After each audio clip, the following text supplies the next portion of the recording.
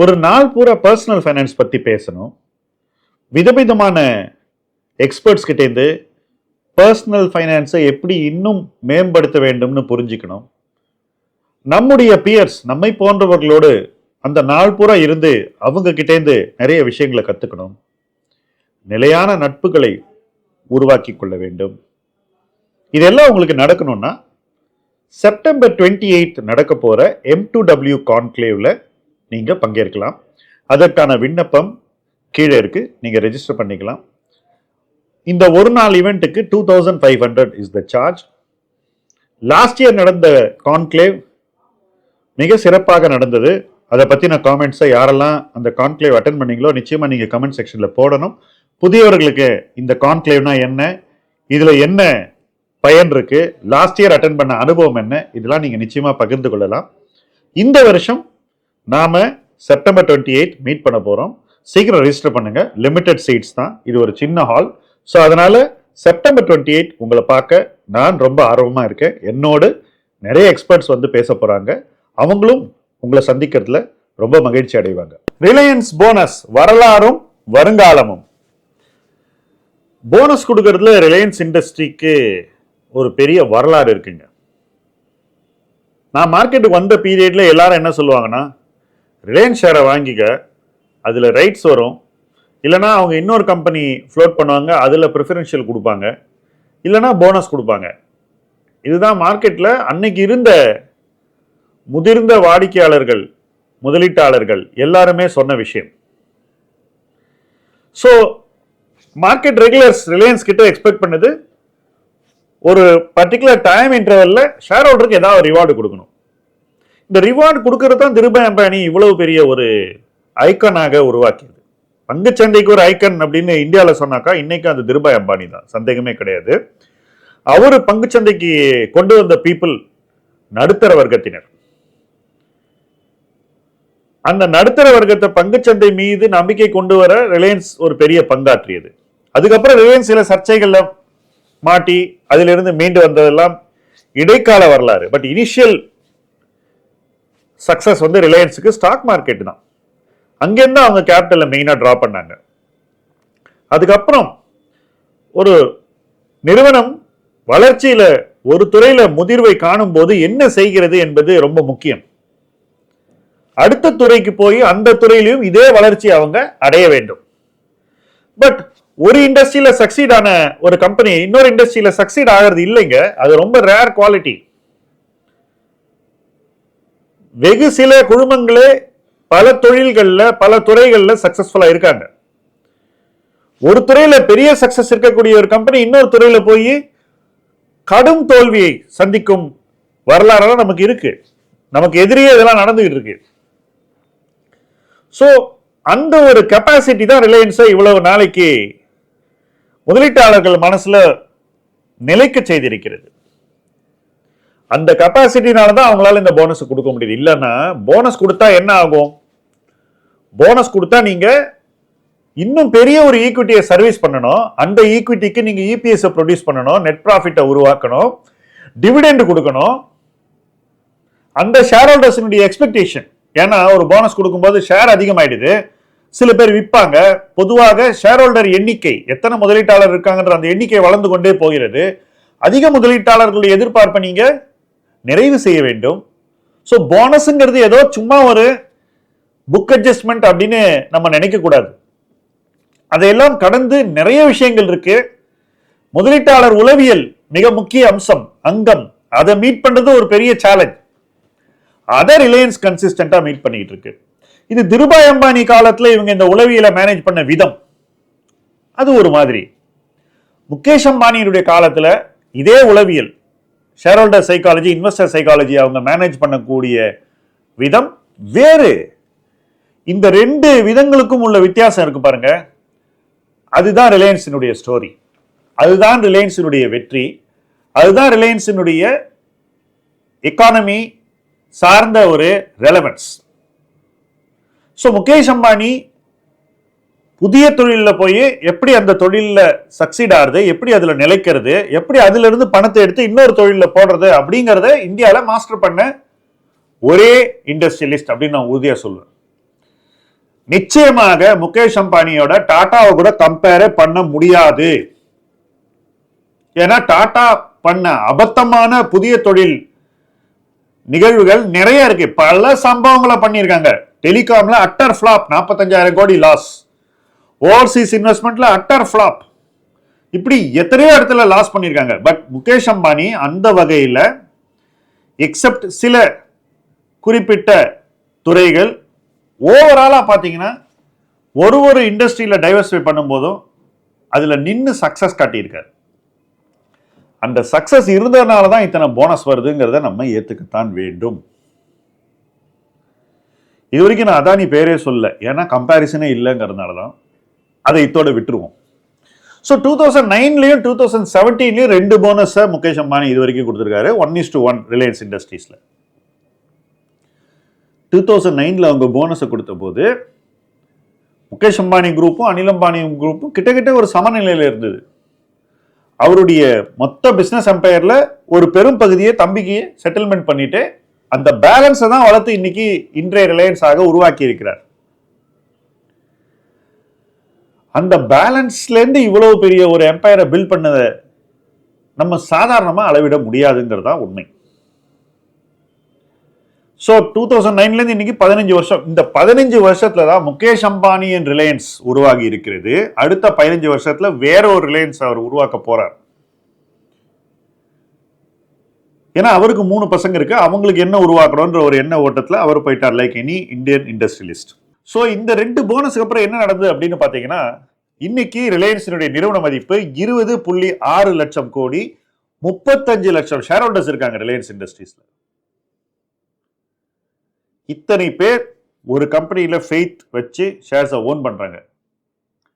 பெரிய இன்ஸ்டிடியூஷன் வச்சுக்கிறது 10% ஒரு பெரிய இன்ஸ்டிடியூஷன் வச்சுக்கிறது ஒரு பெரிய விஷயம் இல்லை. ஆனா ஒரு ரீட்டைல் ஷேர் ஹோல்டர் இத்தனை பேர் ஒரு கம்பெனி மேல ஃபெய்த் வைக்கிறதுங்கிறது மிகப்பெரிய விஷயம். செப்டம்பர் 5ஆம் தேதி ரிலையன்ஸினுடைய போர்டு மீட் பண்ண போகுது. அன்னைக்கு 1:1 போனஸ் கொடுக்க போறோம்னு ஏஜிஎம்லேயே அனௌன்ஸ் பண்ணிட்டார் முகேஷ் அம்பானி. ஸோ யூஸ்வலா போர்ட் மீட்டிங் ஃபார் போனஸ்ன்னு சொல்லுவாங்க. அந்த மீட்டிங்ல தான் போர்ட் மெம்பர்ஸ் எல்லாம் மீட் பண்ணி எவ்வளவு போனஸ் கொடுக்கலாம்னு முடிவு எடுப்பாங்க. ஆனா இன்னைக்கு பாத்தீங்கன்னாக்கா ஏஜிஎம் முன்னாடியே அவர் போர்ட் மெம்பர்ஸை கன்சல்ட் பண்ணியிருக்கணும். கன்சல்ட் பண்ணிட்டு இங்கேயே அனௌன்ஸ் பண்ணிட்டார் ஏஜிஎம்லேயே. ஸோ அவங்கள்ட்ட ஏற்கனவே முறையாக அப்ரூவல் வாங்கிக்கிட்டு இதை அன்னைக்கு நம்ம ஃபார்மலா பாஸ் பண்ணலாம்னு சொல்லிட்டு ஷேர் ஹோல்டர்ஸ்க்கு தகவலை சொல்லிட்டாங்க. இது ஒரு விசித்திரமான ஒரு அறிவிப்புன்னு தான் நான் சொல்லுவேன்.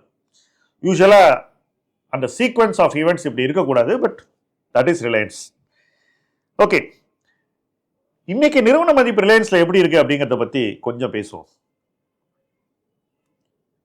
இன்னைக்கு 20.6 லட்சம் கோடி ரூபாய் நிறுவன மதிப்பு.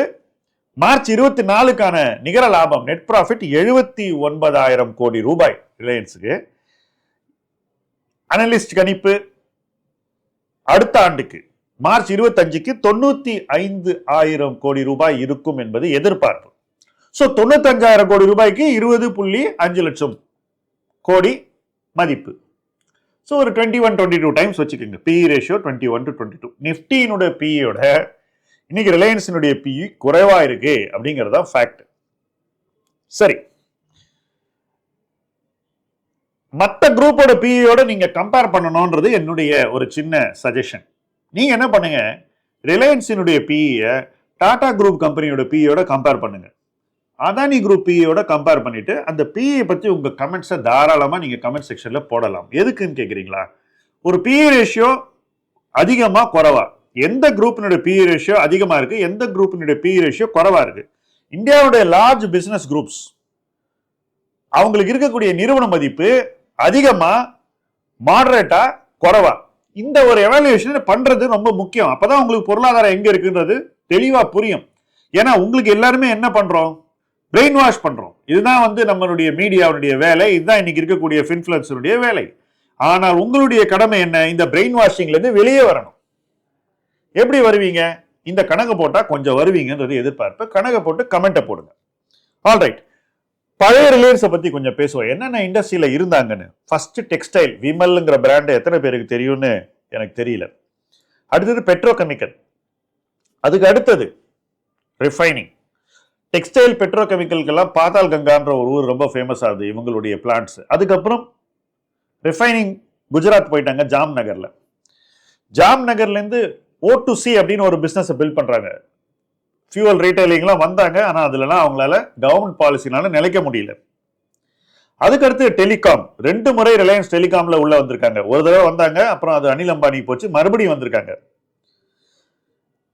ஆயில் மார்க்கெட்டிங், நிறைய எக்ஸ்போர்ட்ஸ் பண்றாங்க ரிலையன்ஸ், பெட்ரோல், டீசல், ஏவியேஷன் ஃபியூவல்லாம்.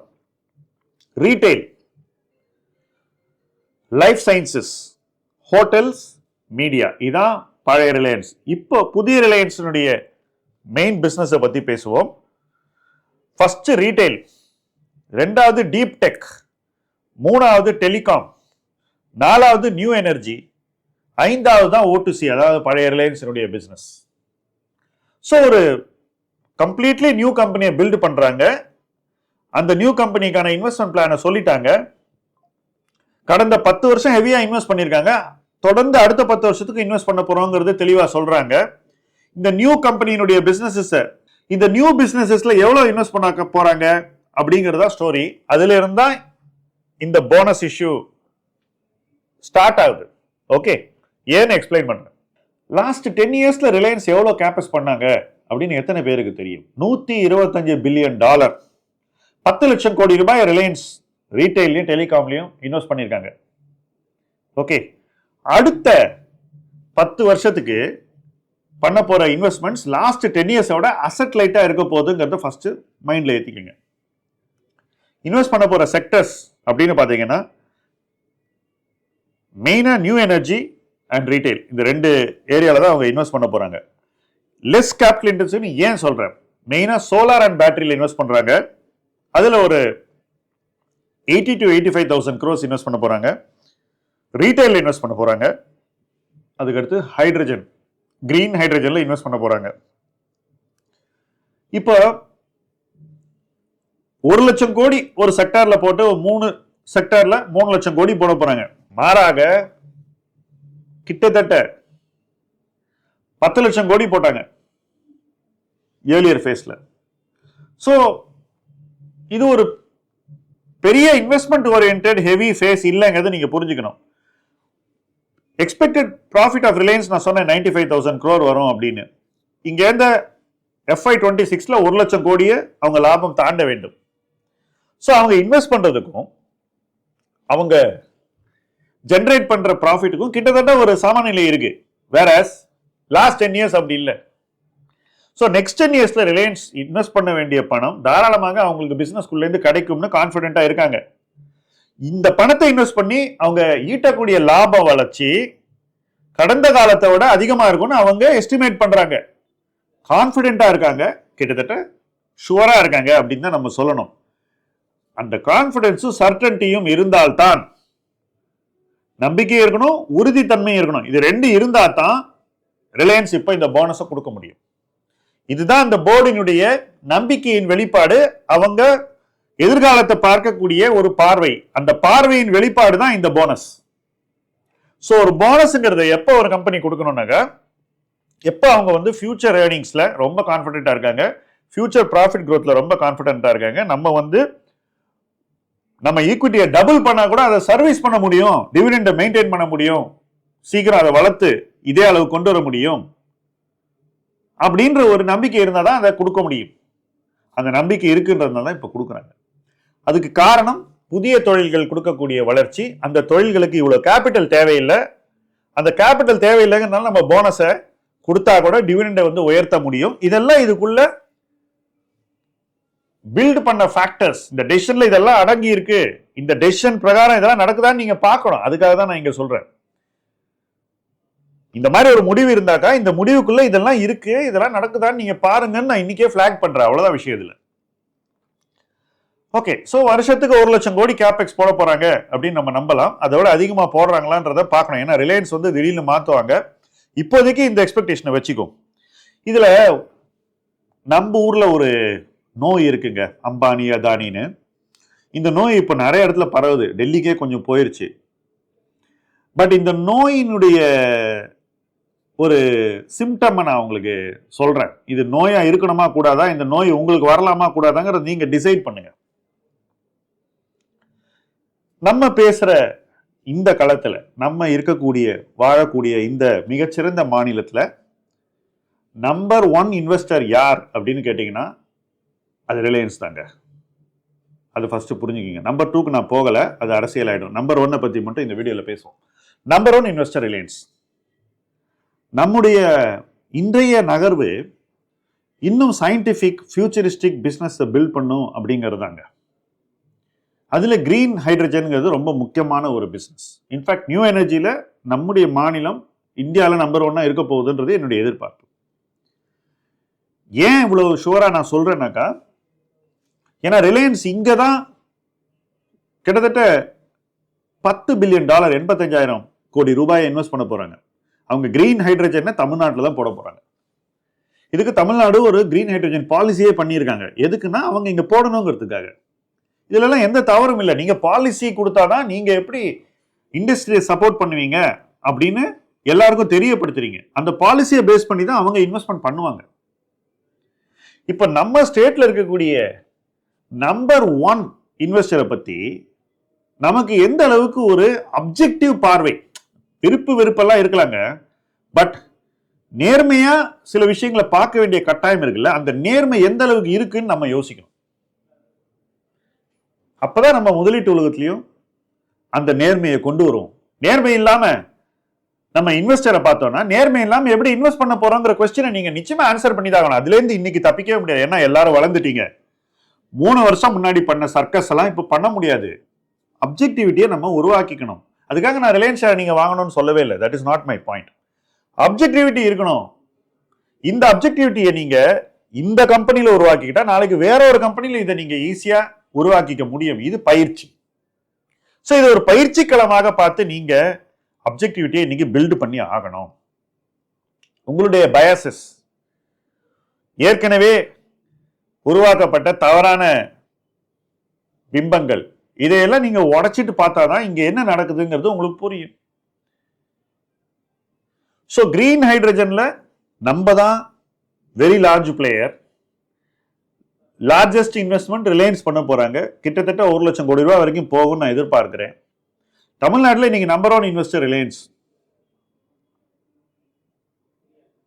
இதெல்லாம் நீங்க எந்த அளவுக்கு தெரிஞ்சு வச்சிருக்கீங்க, அல்லது எந்த அளவுக்கு ஏற்கிறீங்க, அல்லது இந்த இன்வெஸ்ட்மெண்ட் நாலேஜை வச்சு நீங்க என்ன பண்ண போறீங்க, இதெல்லாம் தான் இன்னைக்கு இந்த வீடியோ பார்க்கக்கூடிய நமக்கு இருக்கக்கூடிய சேலஞ்ச். மற்றவங்க சேலஞ்சை விட்டுருவோம், பாலிடிக்ஸை விட்டுருவோம். நம்ம சேலஞ்சையாவது நேர்மையாக எதிர்கொள்வோம். அந்த நேர்மை நிச்சயம் உதவும். அதுதான் நம்மள பெட்டர் இன்வெஸ்டரா ஆக்கும்.